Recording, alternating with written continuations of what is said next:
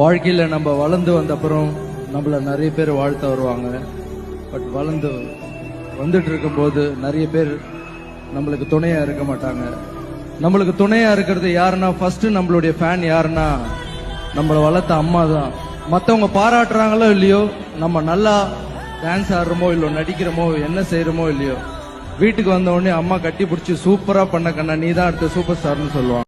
தெய்வங்களிலேயே பச்சை பட்டினி என்கின்ற விரதத்தை மேற்கொண்டு இந்த உலக மக்கள் எல்லாரும் என் குழந்தைங்க அவங்கெல்லாம் நல்லா இருக்கணும்னு விரதம் இருக்கின்ற அம்பிகை சமயபுரத்தம்மன்.